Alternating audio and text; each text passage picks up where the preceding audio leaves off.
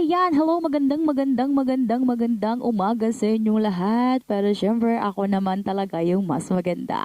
Charot lang. Sinisira ko lang yung araw nyo. Nasira ko na ba yung araw nyo? Mag-scroll ka na. Charot! Ito, ayun nga. Meron na naman tayong senders. Meron na naman tayong storya send ng ating senders. Ayan. So, basahin natin. Para malaman natin kung ano yung kwento. Malamang, para mabasa natin, para malaman. Basahin natin to.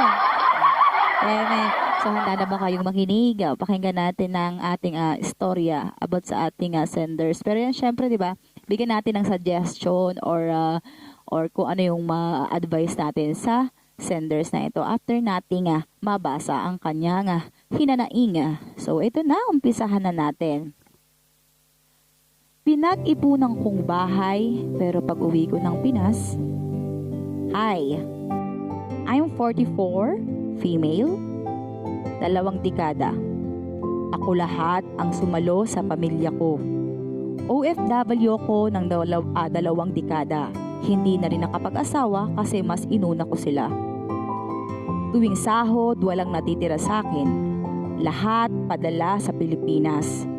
May binenta sa aking bahay at lupa noon ang kapitbahay namin. Sobrang luma ng bahay at lupa noon. Kaya kami na lang ang nagpaayos.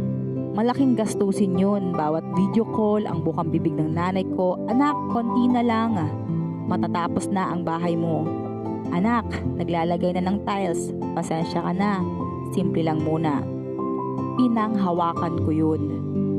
Nag-for good na ako sa Pinas dahil alam ko gawa na ang bahay ko. Pagdating ko sa Naiya, walang sumundo sa akin. Sabi nila, nagbakasyon silang lahat sa probinsya. Pagdating ko sa bahay, napahinto ako. Iba ang nakatira. Ibang apelido ang nakasulat sa gate. Ang sabi ng nakatira, isinangla daw sa kanya ang bahay noong hindi makabayad ang tatay ko ng higit 2 milyon nung natalo siya sa pagsasabong. Ang mali ko, pinagkatiwalaan ko pamilya ko at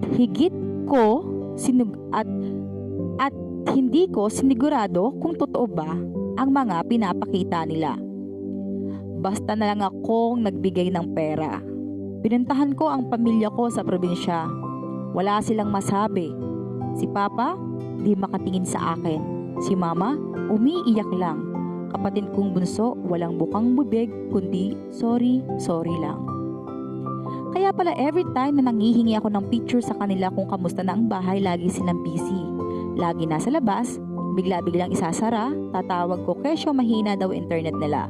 Ako naman, itong sisigin na lang. Kasi sobrang busy din ako sa work. Wala akong time para alamin ng totoo bakit para ayaw nila akong makausap. Nasaktan ako sa ginawa nila. Nag-for good ako dito ng walang bahay, walang matitirhan. Lahat ng perang binigay ko, hindi nila masagot kung saan na napunta. Kaya ang ginawa ko, nagrent ako ng bahay sa Antipolo. Doon ko gusto manirahan pa rin pero malayo sa dati naming bahay. Ginawa ko silang katulong ng bahay ko. Nanay ko kahit 68 years old na pinaglalaba ko pa rin. Pinagluluto ko ng pagkain ko. Tatay ko na 74 years old na ginawa ko na tagahatid sundo sa akin kapag may pupuntahan ako. Nakabili ako ng tricycle at siya ang pinagmamasaad ako para kumita ako. Kapatid kong bunso, buti wala pang pamilya, tagalinis ng buong bahay, tagatiglo, plancha, all in siya. Bata pa naman. Lahat sila walang bayad. Yun ang kabayaran nila sa ginawa nila sa akin. Pero minsan, kapag tinititigan ko silang kumikilos, napapaisip ako, tama ba tong ginagawa ko? Lalo na ang parents ko, mahina na. So ayun, hanggang doon lang ang na-share na story ng ating sender. So ano ba? Tama ba ang ginagawa niya sa magulang at kapatid niya? Ano bang plano? Ano bang suggestion? Anong maiko-comment nyo? Diba? I-comment nyo na sa baba para mabasa niya kung sakaling mapadaan ang video na to sa kanya. Good luck!